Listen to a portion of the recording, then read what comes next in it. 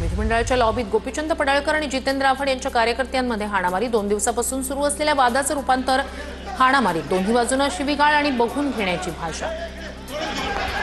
जमा करा पास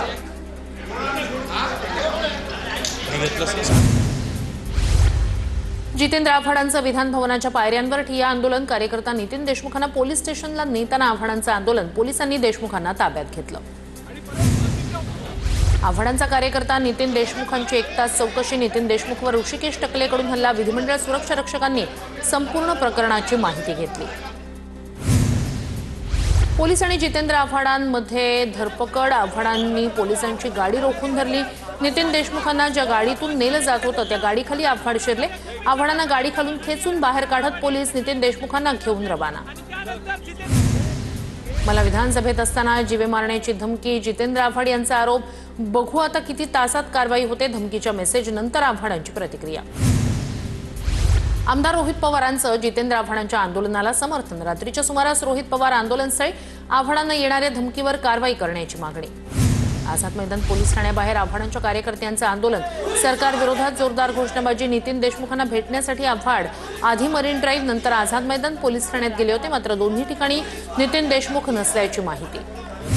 नितीन देशमुखांचे रात्री जे रुग्णालयात मेडिकल नंतर आव्हाडांनी देशमुखांची भेट घेतली। नितीन देशमुखांच्या तब्येतीची विचारपूस केल्यानंतर आव्हाडांचं आंदोलन मागे।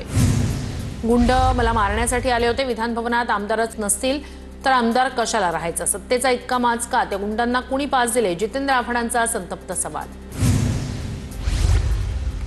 नितीन देशमुख कोण मला माहिती नाही। मी निघालो होतो, कोणी धमकी दिली तेही मला माहिती नाही। हाणामारीच्या प्रकारानंतर गोपीचंद पडळकर यांची प्रतिक्रिया। गुंडांना विधान भवनात पास कोणी दिले त्यावर कारवाई करा। विधान भवनात गुंडगिरी होणार असेल तर मुख्यमंत्र्यांनी सगळे विषय सोडून कारवाई करावी। उद्धव ठाकरेंची आक्रमक मागणी। विधान भवन परिसरात घडलेली घटना अत्यंत चुकीची, हे अशोभनीय आहे। विधानसभा अध्यक्ष आणि विधान परिषदेचे सभापती यांनी कडक कारवाई करावी।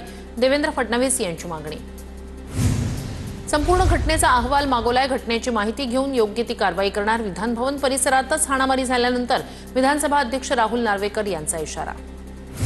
विधान भवन परिसरात झालेल्या हाणामारीनंतर रोहित पवार आणि सना मलिक यांच्याकडून सभागृहात मुद्दा उपस्थित। विधान भवनात अशा घटनेवेळी महिला सुरक्षेचं काय? सना मलिक यांचा सवाल। तर अध्यक्षांनी योग्य ती कारवाई करण्याची रोहित पवारांची मागणी। महाराष्ट्राच्या विधान भवनात गँगवॉर झालं। भाजपनं विधिमंडळात आणि त्यांच्या पक्षात गुंड टोळ्या आणल्या। फडणवीसांच्या वक्तव्यावर महाराष्ट्र राज्याची संस्कृती उद्ध्वस्त झाली। विधिमंडळात झालेल्या मारहाणी प्रकरणी संजय राऊतांचं ट्विट। आव्हाड पडळकरांमधला वाद मिटलाय। सभागृहाच्या आवारात राडा होणं अशोभनीय। राड्यावर बावनकुळेंची प्रतिक्रिया। विधान भवनातील हाणामारीच्या प्रकारावर कारवाईसाठी हक्कभंग समिती नेमली पाहिजे। आरोपींना 2029 पर्यंत प्रत्येक अधिवेशनात जेलमध्ये टाका। मुनगंटीवारांची प्रतिक्रिया। विधान भवनात हाणामारी करणं अत्यंत लाजिरवाणं। महाराष्ट्राचा यूपी बिहार होतोय का? राजू पाटील यांचा सवाल। विधानसभेतील लॉबीत घडलेला प्रकार दुर्दैवी। विरोधी पक्ष कायदा सुव्यवस्थेबाबत बोलताना अशी घटना घडणं चुकीचं। आव्हाड पडळकरांच्या कार्यकर्त्यांच्या हाणामारीनंतर सचिन अहिर यांची प्रतिक्रिया। गोपीचंद पडळकरांविरोधात मुंबऱ्यात हल्लाबोल। पडळकरांच्या प्रतिमेला आव्हाडांच्या कार्यकर्त्यांकडून जोडे मारो। पडळकरांनी जाहीर माफी मागावी अन्यथा तीव्र आंदोलन करू, कार्यकर्त्यांचा इशारा। मीरा भाईंदरमध्ये राज ठाकरेंची आज सभा। सभेचा टीझर रिलीज। काही दिवसांपूर्वीच मीरा भाईंदरमध्ये मनसेच्या मोर्चाला परवानगी नाकारल्यानंतर तापलं होतं वातावरण। राज ठाकरेंनी मनसेच्या नेत्यांची बैठक बोलावली। सकाळी 9 वाजता बैठक। मीरा भाईंदर दौऱ्याच्या पार्श्वभूमीवर करणार चर्चा। राज ठाकरे मीरा भाईंदरमध्ये येत असतील तर स्वागत। आरोपांना आम्ही घाबरत नाही। राज ठाकरेंच्या दौऱ्यावर नरेंद्र मेहतांची प्रतिक्रिया। राज ठाकरेंविरोधात उत्तर भारतीय विकास सेनेकडून तक्रार दाखल। राज ठाकरे मीरा भाईंदरमध्ये जाणार असल्यानं मीरा भाईंदरमध्ये तणावाची शक्यता। कायदा सुव्यवस्था राखण्यासाठी कार्यकर्त्यांना सूचना देण्याबाबत तक्रारीत उल्लेख।